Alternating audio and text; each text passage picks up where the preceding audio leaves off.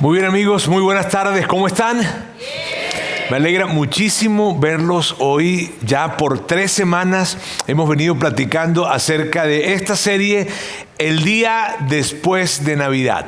Y hoy vamos a terminar esta serie. Hoy vamos a terminar de hablar de este tema. Y una de las cosas que nosotros decíamos, claro, obviamente todo a propósito del tiempo en que estamos viviendo, ¿verdad? Todo a propósito de que estamos en Navidad. Y por eso estamos hablando acerca de esto. Ahora fíjense, el primer domingo nosotros decíamos esto, que el día después de la primer Navidad, y es tan importante, mírame, es tan relevante hablar de Jesús.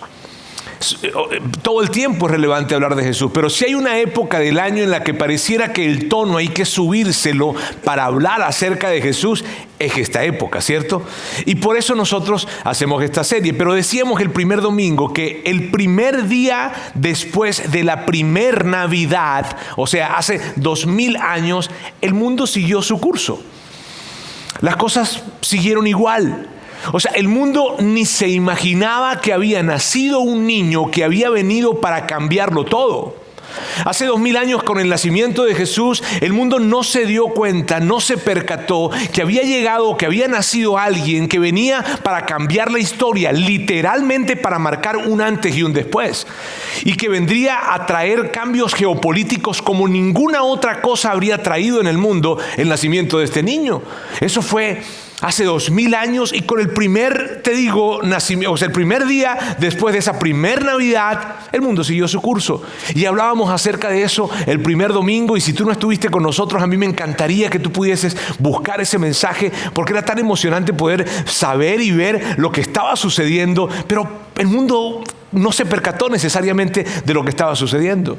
Ahora, hoy continuamos con esta serie y definitivamente ¿qué celebramos en este tiempo? Ese nacimiento, ¿cierto? Pero el nacimiento de los niños, fíjate, cuando tú vas a tener un niño, hay muchas incertidumbres, ¿ok? Hay muchísimas incertidumbres. Empezando por las incertidumbres más básicas. Eso de que, ¿y será niño o será niña? ¿Verdad? Y todos los que son papás aquí, a ver, ¿cuántos son papás por acá? A ver, ok, entienden muy bien de lo que les estoy hablando, ¿cierto? Híjole, será niño, y algunos quieren saberlo, otros no quieren saberlo. La verdad, yo no entiendo los que no quieren saberlo porque no quieren saberlo, pero bueno, ok, unos quieren saberlo, otros no quieren saberlo. Yo recuerdo que cuando Sandra y yo estábamos embarazados de nuestro primer bebé, ¿verdad? Que fue Anto, nuestra hija, fuimos al doctor y llegamos y le preguntamos, ya llegaba el momento de saber el sexo, y entonces el doctor nos dice, va a ser niña. Y yo me le quedo viendo con una cara de incredulidad y le digo, doctor, ¿estás seguro? Pero puse una cara así que a mi esposa no le gustó, a Sandra no le gustó. Entonces ella agarró, me golpeó, siempre hace eso recurrentemente, ¿está bien? Entonces, y yo sí, porque de alguna manera, confieso, de alguna manera, pues yo traía la cosa de que va a ser el primer hijo, pues tal vez es niño, ¿verdad? Pero doctor, ¿está seguro? ¿Está seguro, doctor? Entonces salimos, ella habló conmigo, se enojó, me regañó, me vejó, me desvaloró, fue horrible.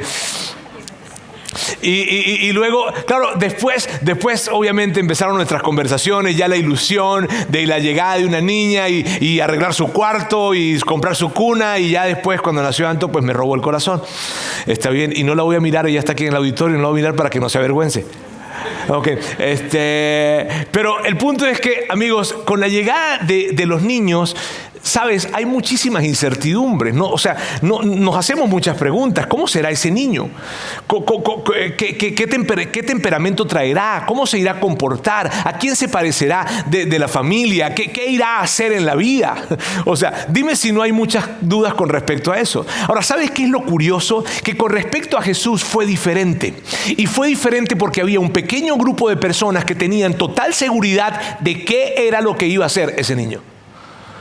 Esto es algo muy interesante, ¿sabes? Con respecto a Jesús, hubo un grupo de personas que sabían exactamente que quien iba a nacer era un rey. Iba a nacer un rey muy diferente a cualquier rey que el mundo entero hubiese conocido. Así es que había un grupo de personas que sabían, aunque hay tantas incertidumbres que tú y yo podemos tener cuando va a llegar un niño, porque no sabemos qué hará en la vida, porque no sabemos a qué se dedicará, con respecto a Jesús fue diferente, porque había, te digo y te repito, un grupo de personas que sabían que quien estaba naciendo era alguien que iba a ser algo muy importante y él iba a ser alguien muy importante.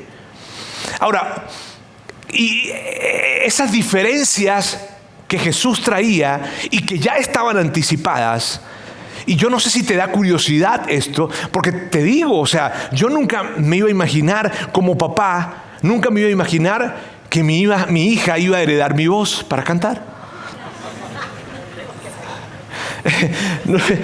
¿Por qué se ríen?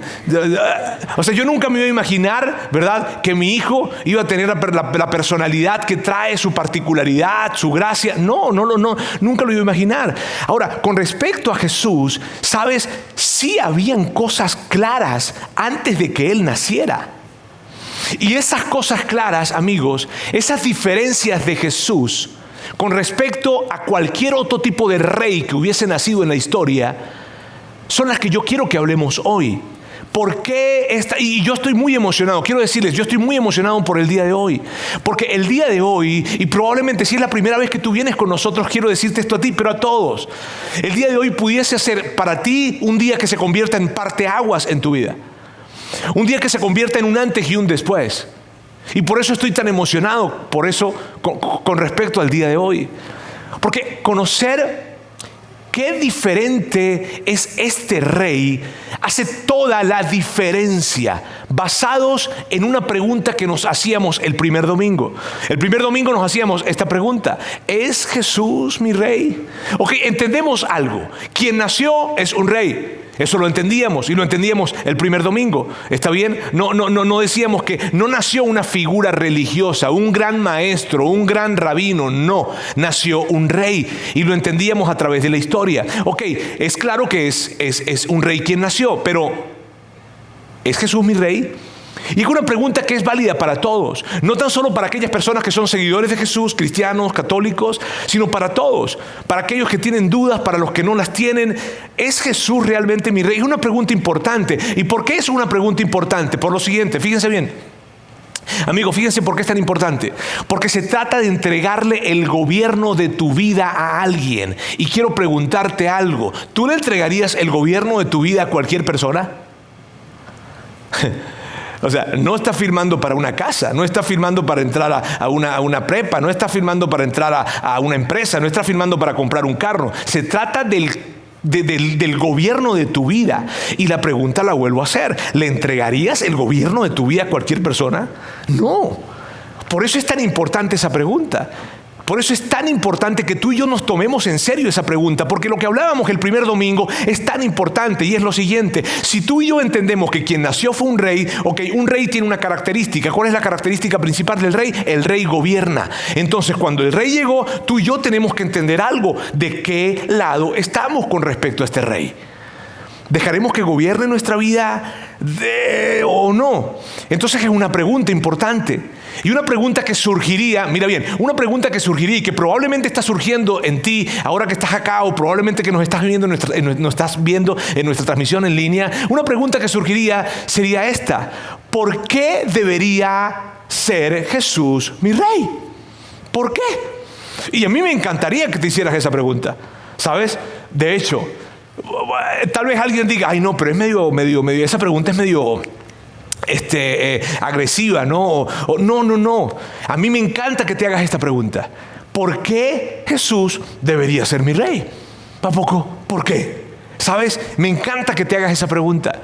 Y mira, puede que tú digas: bueno, Roberto, estoy en una iglesia y es normal, yo esperaría que un pastor hiciera ese tipo de preguntas, ¿verdad? Pero no, mírame. Yo no quiero que tú te vayas a ir hoy con una impresión de que, bueno, estoy en una iglesia y me deberían preguntar eso. No es que se trata de que estás en una iglesia, es que estamos en Navidad. Y así estuvieras viendo el partido, y así estuvieras en tu casa, y así estuvieras en cualquier otro lugar, la gran mayoría de los países del mundo están celebrando algo en este tiempo. Si ves que va más allá de que estás en una iglesia, y que tenemos que entender y poder contestar esta pregunta: ¿por qué debería ser Jesús mi rey? Y mira bien, si tú eres un seguidor de Jesús, tú no estás excluido de esta pregunta. Y esto es muy importante, porque hay algo que los seguidores de Jesús hacemos, y yo lo sé porque yo soy un seguidor de Jesús. Así es que nadie me puede engañar con respecto a eso. Hay algo que hacemos los seguidores de Jesús. Los seguidores de Jesús hacemos esto, sea cristiano, sea católico, en fin. Los seguidores de Jesús hacemos esto. Ok, Dios, aquí está el control de mi vida. Ok, Jesús, tú eres mi rey y ayúdame, y aquí está, ayúdame con mi familia, ayúdame con mis hijos, ayúdame en la universidad, ayúdame en la prepa, aquí estás, aquí está todo, ¿verdad? Pero hay algunas cosas que yo voy a seguir controlando. ¿Verdad? O sea, y voy a seguir controlando con quién voy a salir y quién va a ser mi pareja, y voy a seguir controlando mi sexualidad, y voy a seguir controlando mis finanzas. O sea, hay algunas cosas que yo controlo acá, y yo voy a seguir controlando esta disputa que tengo con alguien, y que yo sé que tú quieres que yo me ponga bien con él o con ella, pero yo no quiero porque me cae re mal, ¿verdad? Entonces hay cosas que yo no quiero que yo me las voy a seguir teniendo para mí.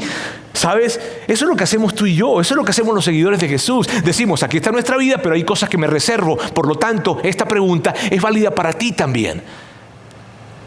¿Por qué debería ser Jesús mi rey? ¿Por qué?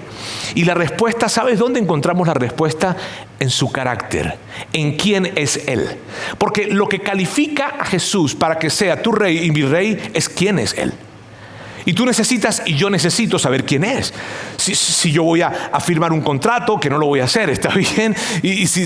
Pero si voy a decirle a Él, Dios, gobierna mi vida, Jesús, gobierna mi vida, tú eres mi rey, yo debería saber qué tipo de rey es. ¿Verdad? O sea, ahora, su carácter no lo demuestra. Yo quiero que hoy hablemos desde dos lugares, podamos ver ese carácter de Jesús. Que podamos descubrir, y a mí me emociona esto, yo no sé si se nota que estoy emocionado, ¿está bien? Pero si no se nota, quiero decirles algo, estoy emocionado. ¿Por qué? Porque hablar acerca de Jesús y de su carácter es algo que me apasiona, porque tristemente a lo largo de la historia hemos disminuido a Jesús a un personaje religioso. Y lo hemos hecho así de pequeño, pero no es solamente un personaje religioso. Entonces, parte de quién es Él y parte de poder llegar a entender cómo es Él, la encuentro o queda revelada en la forma en cómo Él llegó a esta tierra. Como Él llegó a esta tierra es una de las maneras increíbles que nos ayudan a entender cómo es este rey que llegó hace 2000 años. Y tú lo sabes. Lo que pasa es que nosotros muchas veces pasamos desapercibidos esos pequeños detalles que hacen grandes diferencias a la luz de la interpretación del mundo, inclusive. Pero miren, amigos, fíjense bien. Dime si cuando llega alguien a un lugar, así tú no conozcas a esa persona, te deja ver muchas cosas. ¿No te ha pasado? Que de repente la forma en como alguien llega a un salón, como alguien llega a una fiesta, como alguien llega a un lugar, la forma en como se bajó del coche o como sea, híjole, te dice muchas cosas de esa persona, ¿cierto? ¿No te ha pasado eso? ¿No te ha pasado? Que cuando llega alguien, por ejemplo, ¿no te ha pasado que cuando llego yo se ilumina todo? Es algo así como... Sí, tú y yo sabemos que hay muchas veces que estamos probablemente en la empresa, en la casa, en una fiesta, en un aula de clases, y entra alguien por la puerta y puede que tú no conozcas a esa persona, pero cuando entró Jesús a este mundo, la forma en cómo Él entró nos ayuda a entender quién es Él. Ahora vamos a hablar entonces acerca de eso, y el primer domingo hablábamos un poco acerca de eso. Hablábamos de que Jesús llega acá en medio de un caos completo, porque el Imperio Romano había creado un censo. Entonces la gente estaba censándose, y en ese tiempo la gente tenía que viajar desde hasta el lugar en donde habían nacido para poder tomar ese censo. Esa es la historia, eso fue lo que pasó en el Imperio Romano en ese tiempo. Entonces los caminos estaban totalmente congestionados porque la gente estaba yéndose y dirigiéndose a diferentes lugares en donde habían nacido. Estaban viajando, y allí estaba José y María viajando, María con un embarazo súper ya avanzado, viajando kilómetros y kilómetros, montada en un burro con José su esposo hasta Belén. O sea, ¿tú te puedes imaginar la escena? Mamás aquí que han estado en sus embarazos y han tenido que viajar a lo mejor a largas distancias. Ustedes lo han hecho en carro y se han quejado. Y tú sabes... Y ahí porque nosotros perdemos de vista estas cosas. María estaba allí, imagínate, diciéndole a José, José, ¿por qué viviste tan lejos? ¿Por qué naciste tan lejos, José? Y te están recorriendo el camino y yo me imagino a José diciéndole, tranquila, mi amor, cuando lleguemos a Belén, todo va a estar bien. Ahí hay un hotelito que yo conozco. Y cuando llegan, sorpresa, el hotel está lleno y todos los hoteles del pueblo están llenos. Y entonces Jesús termina naciendo en un establo, que era algo para animales. Y allí terminó naciendo. Pero sucede algo después, que es que la primicia de su noticia, o sea, las primeras personas que se enteran de la noticia de Jesús, hay algo muy especial en esto. Vamos a ver cómo Lucas, quien hizo una investigación a detalle, relata los hechos de ese momento. ¿Está bien? Aquí está. Dice, en esa misma región había unos pastores que pasaban la noche en el campo. Ellos estaban turnando para cuidar sus rebaños. Sucedió que un ángel del Señor se les aparece. La gloria del Señor los envolvió en su luz y se llenaron de temor. ¿Sabes? Yo repito mucho esto, pero a mí me encanta ver este tipo de escritos porque describen, o sea, que me ayuda a entender y a darme confianza que esto que escribieron es verdad. Porque no sería verdad si de repente alguien dice, y apareció un ángel así, hola, hola ángel. O como que mi amor, llegó el ángel. No, o sea, imagínate que tú estás en medio de la noche en un campo y de repente aparece una luz y una persona allí medio que no se alcanza a ver porque hay muchísima luz, se te aparece. ¿Qué haces tú? ¡Corres! O sea, dice, ay, bueno, perdón. Se te vuelve, o sea, imagínate que te asusta eso. Claro que te asusta. No vas a decir, ay, qué bonito el ángel, postrémonos ante el ángel. No, te asusta. Y aquí aparece claramente que ellos se asustaron. El ángel de hecho les dice, no tengan miedo, muchachos, no tengan miedo. Y esto es lo que les dice el ángel. El ángel les dice, pero el ángel les dice, no tengan miedo, miren que les traigo buenas noticias que van a ser motivo de mucha alegría para todo el pueblo. ¿Cuáles son esas noticias que trae el ángel que serán de muchísima alegría para todos? No tan solo para ellos, los pastores, no tan solo para la ciudad en donde ellos vivían, no tan solo para la gente de ese tiempo, sino para todos, para ti y para mí, hoy 2000 años después, siguen siendo grandes noticias de alegría. ¿Cuáles son? Y entonces el ángel dice la primicia. Hoy les ha nacido en la ciudad de David un Salvador, que es Cristo el Señor. Esto les servirá de señal. Encontrarán a un niño envuelto en pañales y acostado en un pesebre. O sea, van a saber que es ese niño porque ese niño está en un pesebre. Y en ese tiempo, como en cualquier otro tiempo, sabían que los niños no nacían en pesebres. ¿Está bien? El ángel les está diciendo esto. Ahora, ¿sabes qué es curioso de este texto? Esto es lo curioso, que probablemente por única vez en todos los evangelios, tú vas a encontrar que en un mismo texto a Jesús se le identifica como Salvador, como Cristo y como Señor. O sea, lo que Lucas estaba diciendo era esto. Lucas estaba diciendo, hoy les ha nacido no tan solo un perdonador de pecados, sino les ha nacido el ungido, les ha nacido el rey, les ha nacido un Señor. O sea, que viene para gobernar. Eso es lo que estaba diciendo Lucas. Ahora, ¿quiénes tuvieron la primicia de esa noticia? Mira algo interesante. Cierto que cuando tú tienes noticias buenas, a las primeras personas a quien les cuentas esa noticia son personas muy especiales para ti. ¿Cierto? Que de repente te dijeron, hey, te dieron la promoción en el trabajo. Oh, hey, me aceptaron la beca en la universidad. Hey, voy a tener una presentación. Hey, gané un negocio. En fin, tú el teléfono, tú hablas, llamas a quién vas a llamar. Llamas a una persona que es muy especial para ti, ¿cierto? Entonces, no dejes de ver eso, por favor, porque cuando Jesús llega a esta tierra, se hizo una llamada. Tratando de colocarlo en una analogía al día de hoy, se hizo una llamada. O sea, la primicia de la noticia, las primeras personas que saben quién nació no fueron los líderes religiosos de ese tiempo, no fue un templo religioso, no fue la élite de la sociedad, no fue el rey Herodes, no fue el emperador de Roma, no fue el gobernador, no fue el sumo sacerdote. No fueron ninguno de ellos. ¿Sabes quiénes fueron? La raza. Para que entendamos. O sea, qué chido eso. ¿Sabes por qué chido? Porque el mensaje implícito es el siguiente: todos son importantes para mí. Yo no necesito que tú te llames de cierta manera, ni que seas de la élite de esta ciudad, ni que tengas un lugar en el gobierno, ni un lugar en una empresa. Todos son importantes para mí. Ustedes, pastores, que están trabajando en el campo, gente normal, gente común, gente probablemente desfavorecida, ustedes, quiero que sean los primeros que sepan que yo llegué. ¡Qué bonito eso! ¿Ah? O sea, ¿cómo te sientes cuando alguien te llama y te dice, quiero que seas la primera persona que sepa esto? Eso fue lo que pasó con ellos, y el mensaje que estaba implícito era esto, el que te acabo de decir: todos son importantes para mí. La forma en cómo Jesús llega a esta tierra nos deja ver lo siguiente. La manera en cómo Jesús llegó a este mundo nos dejó ver su corazón para este mundo. No te pierdas de vista de esto, por favor.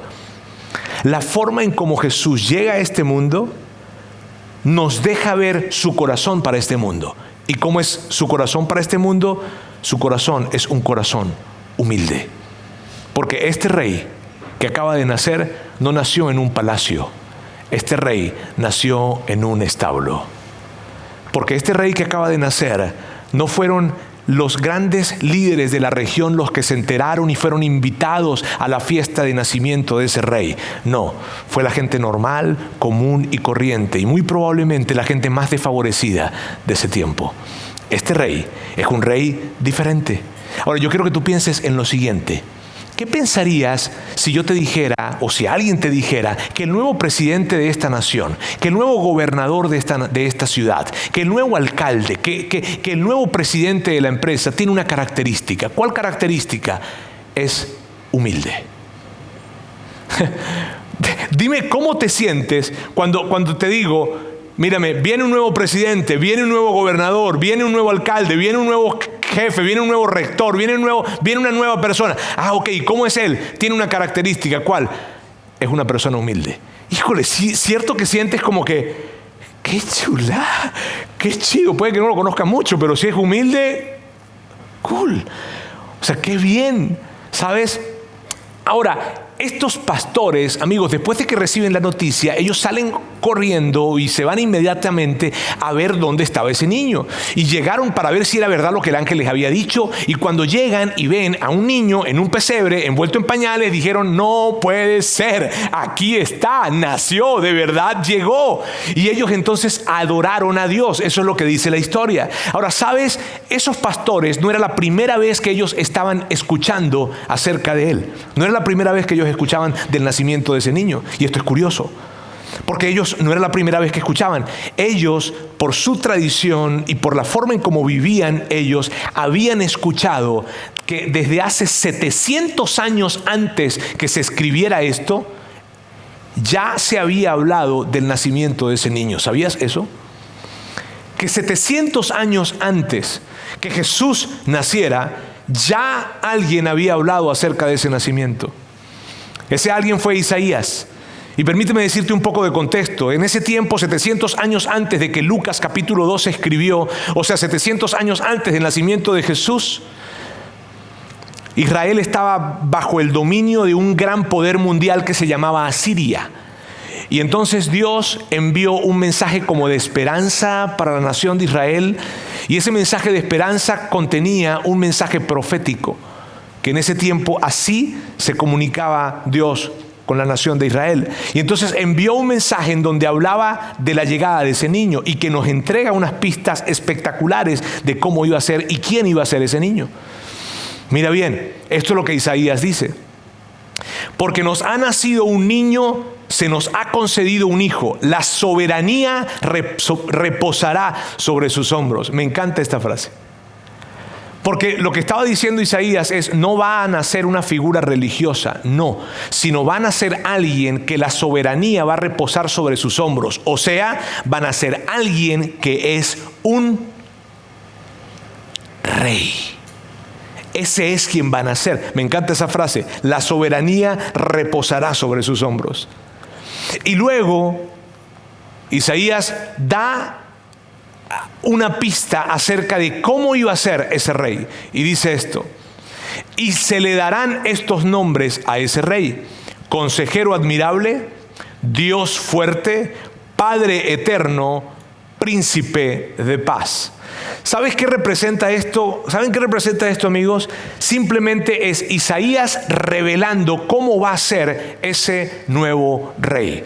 Y esto está espectacular, porque es lo que les decía hace un momento. A diferencia de ti y de mí, que cuando nacieron nuestros hijos no teníamos ni idea cómo iban a ser, qué iban a hacer en la vida, en fin, Isaías 700 años atrás, o Dios a través de Isaías 700 años atrás, nos deja entender cómo sería ese que nacería 700 años después.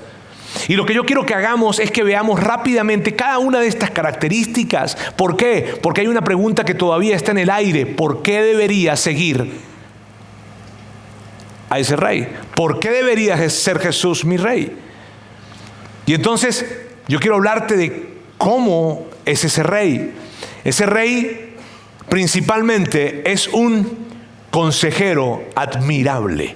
Me encanta la forma en cómo Isaías lo describe. Porque mira, el entendimiento de la vida, la interpretación de la vida que Jesús tenía era algo que se perdía de vista. O sea, yo no sé si tú has hablado con alguien que de repente tú ves algo y esa persona te dice: no, yo lo que veo es esto. Y tú dices: wow, ese era Jesús. Jesús, cuando hablaba con la gente y les ayudaba a interpretar cualquier situación que estaban teniendo enfrente, la gente quedaba sorprendida. O sea, mírame, la gente cuando hablaba con Jesús decía: órale. Y desde pequeño, desde que él tenía 12, 13 años de edad, la gente lo escuchaba y decía: híjole, algo trae este chavo. O sea, lo que dice, lo que habla, es una interpretación que va más allá de lo que yo pudiese ver en algún momento. La gente de ese tiempo lo decía. Por lo tanto, Isaías dice: será un consejero admirable. ¿Y sabes qué? Tú quieres un consejero. O sea, tú quieres un consejo. Tú quieres un consejero. Tú quieres un consejero en tus relaciones, tú quieres un consejero en tu matrimonio, tú quieres un consejero en el manejo de tus finanzas, tú quieres un consejero en el manejo de tu sexualidad, tú quieres un consejero en el manejo de las relaciones con tu papá, con tu mamá, con tu esposa, con tus hijos. Tú quieres un consejero. De hecho, en la ausencia del consejo está la presencia de la necedad. O dicho de otra forma, con la ausencia del consejo hay ausencia de sabiduría. Por eso tú quieres un consejo y por eso yo quiero un consejo. ¿Sabes? Y él me encanta porque Isaías dice: no es cualquier consejero, sino es un consejero admirable. O sea, wow. O sea, cuando él da un consejo, híjole, los consejos de él son bárbaros. ¿Sabes? Hace poco yo estaba hablando con una persona que es un empresario de Guadalajara. Y estaba hablando con él y empezaba a hablar de su empresa, de la industria, en fin. Y yo en algún momento empiezo a hablar de Jesús. Porque yo siempre hablo de Jesús. Yo trato de... Entonces empezamos a hablar de Jesús. Y cuando estamos hablando de Jesús, yo le decía: mira, pero yo no quiero que te vayas a equivocar, por favor. Y no vayas a pensar que yo estoy hablando de una figura religiosa. No te estoy hablando de una figura religiosa. No. Te estoy hablando de Jesús. Y si quieres verlo como un personaje histórico, está bien. Pero quiero que lo veas como algo tangible, real, lo que fue. Entonces, mira, él era tan brillante, y cuando yo empiezo a hablar de la inteligencia, la perspicacia, la agudeza de Jesús, pareciera que él se interesó mucho en la conversación, porque todo hombre de negocios, todo buen hombre de negocios, le interesa tener gente inteligente al lado. Y yo estaba hablando con él y le decía a él: mírame, Jesús fue tan brillante que él tomó 600 y pico de leyes y las simplificó en una sola. O sea, imagínate que habían 600 y pico de leyes que regían la interacción social en una nación. Y él llegó, las metió en una sola y dijo: cumplan esta, que todas las demás no importan. Y de repente el hombre con quien yo estoy hablando estaba... Y me dice: ¿y cuál es? O sea, ¿cuál es a la que la resumió? ¿Cuál fue? Y yo: no, eso es después, eso ya tenemos... No. Entonces le dije, ¿sabes a cuál fue la que le resumió? Entonces le digo: ama a otros. Y él dice, y él me va a terminar la frase: como a ti mismo. No te equivoques, eso no fue. amen a otros como yo los he amado. Y al siguiente día Jesús dio su vida por ese grupo de personas. O sea, que esa ley o ese mandamiento al que redujo todas las demás leyes fue este: amen a otras personas con amor sacrificial. Coloquen a otras personas antes que a ustedes. Y yo le decía a ese empresario de Guadalajara, imagínate una cultura en la que todas las personas están preocupados por colocar su agenda personal de segundo y a otras personas antes que ellos. Imagínate una cultura así. Ajá, qué chulada de cultura. Hace 2 semanas estaba en Asunción, Paraguay, y estaba hablando con la presidenta de una empresa que tiene muchísima influencia en su ramo allá en Paraguay. Y me dice, y yo estoy hablando y me dice, oye Roberto, ¿qué hacemos con los gerentes que tienen un ego, una cosa que tienen y que tengo grandes problemas con eso? Y yo le digo, sabes, óyeme, te voy a decir algo. Es más, te voy a decir qué tienen que hacer. Y me dice, lo que tienes que hacer, le digo yo, es crear una cultura de competencia. Entonces ella empieza, una cultura de competencia por ser los segundos. ¿Cómo así? O sea, lo que tienes que hacer es que en tu equipo tú vas a crear una cultura en la que todos van a competir por ser los segundos, porque quieren colocar al otro de primero. Porque quieren preocuparse cuáles son las metas que se propusieron los otros departamentos para ellos de alguna manera ayudar. Y los otros de los otros departamentos van a hacer lo mismo con ellos. Y entonces entre ellos va a haber una competencia, no de colocar sus agendas y sus éxitos primero, sino los de los demás. Imagínate tu equipo funcionando así. Ella me veía y me decía, wow. Dice que soy brillante, ¿verdad? Es Jesús quien dijo eso. Por eso te digo que es un consejero admirable. Es Jesús quien lo dijo. Es Jesús quien nos dice que entre más rápido nosotros podamos aceptar nuestras debilidades personales, entre más rápido podamos reconocer nuestras grietas en la vida, más rápido va a llegar Él con su fuerza para hacerse presente en nuestra vida. Entre más difícil y más nos cueste a nosotros aceptar nuestras debilidades, más tarde y más retrasará la llegada de su fuerza para impulsarnos a nosotros. Mira qué interesante esto. Es Jesús quien nos dice, vivan con las manos abiertas. Porque tú y yo sabemos, independientemente de que tú creas en Dios, de que seas un seguidor de Jesús, de que seas cristiano, católico, de lo que sea, independientemente de cualquier color religioso, tú y yo sabemos que vivir con las manos cerradas nos mata. Vivir con las manos cerradas, reteniendo rencores, reteniendo ofensas, reteniendo tristezas, reteniendo recursos, vivir así, ¿sabes? Nos mata. Pero vivir con las manos abiertas, en donde no dejamos que ninguna ofensa se quede, en donde no dejamos que ningún rencor se quede, en donde no dejamos que ninguna tristeza se quede, en donde simplemente estamos con las manos abiertas y con los recursos abiertos. Y cuando perdemos algo, si acaso perdemos algún recurso, ¿sabes? Pues al final del día, pues yo vivo con las manos abiertas, pues no era ni mío. ¿Tú sabes qué es lo que más daña a una gente? No lo que pierde, sino lo aferrado que estaba a lo que perdió. Ahora, eso lo dijo Jesús. Por eso te digo que Jesús era un consejero admirable. De hecho, me encantaría que tú lo dijeras. Jesús era un consejero. O sea, era otra cosa. Y el segundo color que Jesús le da, que Isaías nos revela del carácter de ese rey que llegaría, es esto: que el rey Jesús sería un Dios fuerte. Y mira, Jesús vino de una manera humilde. Él fue manso y apacible, pero no te vayas a equivocar, ni me vaya a equivocar yo. Él no fue débil. El asunto es que muchas veces tenemos una representación en nuestra mente de un Jesús que está crucificado, probablemente muy, muy, muy golpeado, y definitivamente lo estaba, pero esa es la imagen que muchas veces nos llevamos. Y perdemos de vista ese Dios fuerte que realmente Él es, porque Él nunca dejó de ser Dios. Además, amigos, miren bien, si yo les digo a ustedes, entréguenle su vida a un rey, entréguenle su vida a alguien, ¿tú quieres que ese rey sea fuerte? ¿Tú quieres que ese rey sea poderoso? ¿O tú le entregarías tu vida, el gobierno de tu vida, o seguirías a un rey o a un líder que fuera una persona débil, que ante cualquier batalla, ante cualquier circunstancia, se viene para abajo? ¿Lo harías? No. Y Jesús era un Dios fuerte. ¿Sabes? Cuando yo pienso en la imagen de un Dios fuerte, yo no puedo sacar de mi mente una escena de la película de las Crónicas de Narnia, en donde está el príncipe Peter peleando contra la bruja blanca. ¿La vieron? ¿No vieron esa película? Y sabes, por más bueno que yo sea narrándosela, no voy a llegar a transmitírsela, por eso yo quiero que ustedes la vean. ¿Está bien? Y quiero que vean este pequeño corto acá.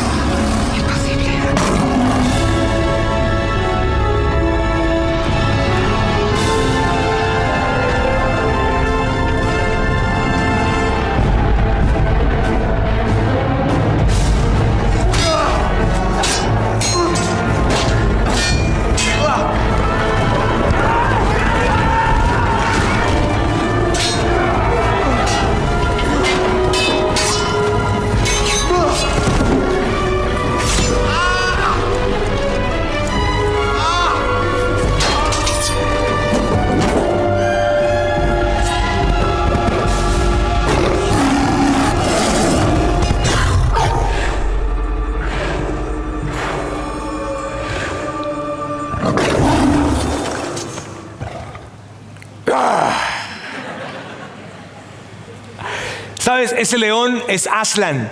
Y el escritor de las Crónicas de Narnia, C.S. Lewis, dice que él representa a Jesús.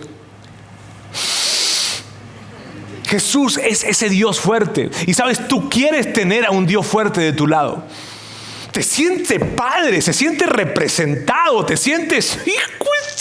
O sea, ante cualquier batalla que tú vayas a trazarte en la vida, como le estaba pasando a él, cualquier batalla relacional, académica, financiera, de salud, cualquier cosa emocional, cualquier batalla que tú traigas, tú puedes tener la seguridad que Jesús es un Dios fuerte y que te presta de su fuerza para ti, para que puedas atravesar cualquier circunstancia.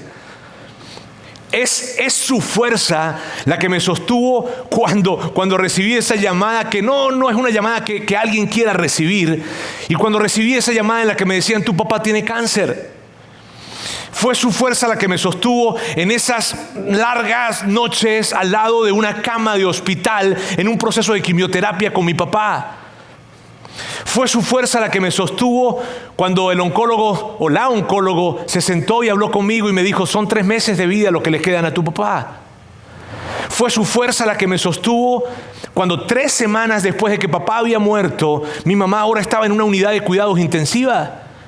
Y fue su fuerza la que me sostuvo cuando salió la doctora por esa puerta y me dijo, Roberto, tu mamá ha muerto. Fue su fuerza la que nos sostuvo cuando tuvimos 3 pérdidas de embarazos. Fue su fuerza la que me sostuvo cuando nos enfrentamos a la imagen horrible de ver a nuestra hija de 1 año convulsionar. Fue su fuerza la que nos ha sostenido hasta el día de hoy. Por eso te digo algo, no habrá batalla en la vida que tú libres, cual sea la batalla, en la que su fuerza no sea suficiente para que tú salgas victorioso de esa batalla. Ese es el Dios fuerte. Tú quieres un Dios fuerte. Tú quieres un Dios fuerte. Isaías luego dice esto. Isaías dice, también Él es un Padre eterno. Y yo quiero que no te vayas a confundir aquí, porque nosotros hablamos de nuestro Padre celestial. Y Isaías no está confundiendo las metáforas, no está tratando de decir que Jesús también es ese Padre celestial. No, Él simplemente está diciendo que así como Jesús es un Dios fuerte, también tiene el corazón de un Padre bueno. de un Padre que se acerca. ¿Por qué? Porque no olvidemos lo siguiente. La invitación de Jesús no es a que seas parte de una religión, es a que seas parte de una relación con Él, de una gran relación con Él. Esa es su invitación. Y muchas veces nosotros tristemente hemos dañado esa invitación porque hemos creído que se trata de una religión. Pero Jesús se acerca. Ese rey se acercó para decirnos: hey, amigos, no se trata de una religión. No me interesa que seas parte de una religión. Me interesa que seas parte de una relación conmigo. Quiero tener una relación personal. Quiero llamarte por tu nombre. ¡Qué chula! ¡Qué bonito es eso! Ahora, por última característica que Isaías entrega es esta: príncipe de paz. Y sabes, este nombre es muy representativo. Porque probablemente tú digas: Roberto, pero príncipe de paz en medio de tanta guerra, en medio de tanta complicación, violencia, príncipe de paz. Y te digo que es muy representativo porque Jesús es ese rey que es enviado a esta tierra para poder reconciliar al hombre con Dios. Hay algo que se llama pecado. Probablemente tú no lo conoces porque nunca lo has vivido. Fue sarcasmo entre paréntesis. Continúo. Ok. Entonces, el pecado está entre nosotros y Dios. Nos separa. ¿Sabes? El pecado no permite que nosotros tengamos una relación con Dios. Es Jesús, ese rey que fue enviado para dar su vida por nosotros y decir: cualquier deuda de pecado que ellos tengan, que la humanidad tenga, yo la voy a pagar. Por lo tanto, humanidad, pueden acercarse a su Padre Celestial que les está esperando sin ninguna recriminación. Eso es increíble. ¿Sabes? Que tú puedas entender que Jesús es ese príncipe de paz porque vino a establecer paz entre Dios y los hombres. Más allá de lo que hayas hecho, más allá de lo que estés haciendo e inclusive más allá de lo que hagas el día de mañana. ¿Qué te parece eso? O sea, si tú alguna vez has pensado, yo quiero decirte esto. Si alguna vez tú has pensado: Dios está enojado conmigo. Dios está enojado conmigo por la forma en cómo actué, por lo que dije, porque la volví a regar otra vez en lo mismo. Porque contesté mal, porque herí con mis palabras, porque hice algo horrible. Si tú alguna vez has pensado: Dios está enojado conmigo, yo quiero traerte buenas noticias hoy. Porque las buenas noticias es esta: todo por lo que Dios puede haber estado enojado contigo, Jesús ya lo pagó. Significa que tú puedes vivir sin culpa, sin enojo, sin tristeza, sin vergüenza. Eso que te separa porque crees que lo que estás haciendo y la forma en cómo estás viviendo a Dios no le gusta. Olvídate de eso, porque Jesús ya lo pagó. Roberto, ¿estás seguro? Es que tú no conoces lo que yo estoy haciendo. No me importa. Él ya lo pagó. Entonces, por favor, no te descalifiques tú cuando Él es quien te califica. Qué bonito es eso. De hecho, Jesús no tan solo vino para ser ese príncipe de paz que nos permite estar en paz con Dios, los hombres con Dios, sino también vino a modelarnos el camino de poder estar en paz con otras personas. Porque lo que Él dice es lo siguiente: la cantidad de paz que tú tengas con Dios se va a ver evidenciada en la cantidad de paz que tú tengas con otras personas. Por eso, por favor, no permitas que en tu corazón se aniden rencores. Porque cuando tú dejas que en tu corazón se aniden rencores, lo que estás haciendo es que estás imposibilitándote el disfrutar esa paz que Jesús hizo posible para ti. Ahora, volvamos a la pregunta. ¿Por qué debería ser Jesús mi rey? ¿Necesito contestarla? ¿Por qué debería ser Jesús tu rey? ¿Por qué debería ser Jesús mi rey? ¿Por qué debería ser tu rey? Porque Jesús es un rey diferente. Porque Jesús es un rey que no está esperando que la gente se acerque para que lo engrandezca, sino que más bien Él ya es grande. Él no necesita que otros se acerquen para engrandecerle. Él se acerca para engrandecernos a nosotros.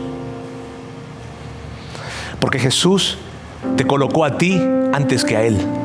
Y porque Jesús sabe, no tan solo sabe lo que es mejor para ti, sino que quiere lo mejor para ti. Jesús debería ser tu rey porque Él es un consejero increíble, porque es un Dios fuerte que te promete y te asegura que ante las situaciones y tormentas más difíciles que tú estés viviendo hoy, o que inclusive vayas a vivir el día de mañana, Él vendrá para levantar tus brazos y hacer que dignamente salgas de esa situación. Él debería ser tu rey porque Él no vino a entregarte una religión. Él lo que quiere es una relación contigo. Él no tiene las manos levantadas para señalarte, sino los brazos abiertos para recibirte. No para condenarte, sino para amarte, para restaurarte y para redimirte. Si tú decides hacer de Jesús tu rey, probablemente tú vas a experimentar, muy probablemente por primera vez, que todas esas cosas que tú has creído que necesitas para experimentar plenitud, no las necesitas, porque en Él experimentas plenitud completa. Y podrás vivir libre de la interminable carrera de tener y de lograr, que inclusive esta ciudad te coloca. En una carrera por tener, por lograr, por alcanzar. Cuando haces a Jesús tu rey, tú puedes vivir libre de esa carrera. No porque tener y lograr esté mal, no, sino porque podrás interpretar la vida desde un lugar diferente, desde un mejor lugar. Y entonces podrás identificar que lo eterno es mejor que lo temporal, que las personas son más importantes que las cosas, y que vivir con significado y propósito es mejor que tener y que lograr. Por eso Jesús debería ser tu rey. Ahora yo quiero hacer algo. Yo quiero hacer algo que normalmente no hago, pero quiero hacerte esta pregunta. Ahora quiero ser mucho más directo. ¿Quieres que Jesús sea tu rey? Y esto no es una invitación a que seas parte de una religión, no, por el amor de Dios. O sea, si es la primera vez que estás con nosotros, quiero que sepas algo, no somos religiosos, creo que ha quedado claro. Pero, así es que yo quiero hacerte esta pregunta. ¿Quieres que Jesús sea tu rey? Y por favor, mira, esta pregunta es tan amplia, porque no tan solo tiene que ver con las personas que de alguna manera consideran que Jesús es su rey, sino es una pregunta para todos, porque hay cosas que tú y yo probablemente, cuando hemos hecho a Jesús nuestro rey, hay cosas que hemos guardado para nosotros. Y yo quiero hacerte esta pregunta total, franca y abiertamente a ti. ¿Quieres que Jesús sea tu rey? Y lo que yo quiero que hagamos hoy, te digo, no es algo que hacemos nosotros acá, pero hoy, ¿sabes? Es Navidad. Y yo quisiera que este día fuera para ti memorable. Por lo tanto, yo te quiero pedir esto, y siéntete por favor tranquilo, en libertad, no presionado. Pero si tú quieres que Jesús sea tu rey, recuerda, no es una religión, es una relación con Él. Si tú quieres que Jesús sea tu rey, yo quiero pedirte algo. Ponte en pie. Ponte en pie hoy. Y es como que si le dijeras: ¡hey! No sé de qué se trata, hay muchas cosas que no tengo claras, pero cuando escucho cómo eres como rey, con un corazón humilde, siendo un Dios fuerte, siendo un príncipe de paz, siendo un consejero increíble, cuando escucho eso, yo quiero que tú seas mi rey. Y que este momento de alguna forma pueda ser memorable para ti. Porque también le estás diciendo: ¿sabes qué? Yo te hice mi rey hace mucho, pero hay algunas cosas que no te he entregado. Y hoy quiero hacerlas. Entonces yo quiero pedirte que hoy me acompañes en una pequeña conversación con Dios. ¿En dónde estás? Allí.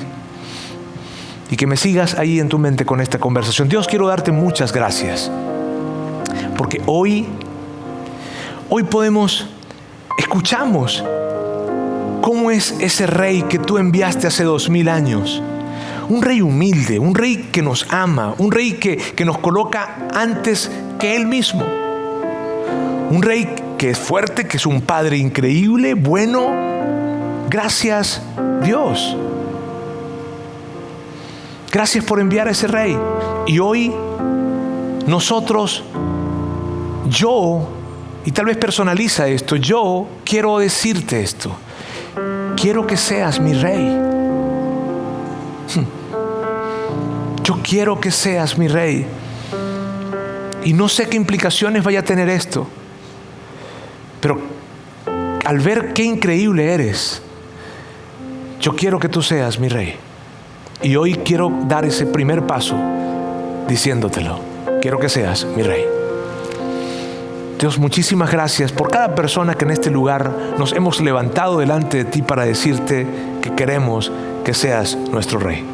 Yo quiero pedirte por sus corazones, por cada situación difícil, fácil, reto que tengan, y que seas tú ese Rey, ese Dios fuerte que viene para acompañarles, para consolarles y para ayudarles a recorrer todas las jornadas de sus vidas.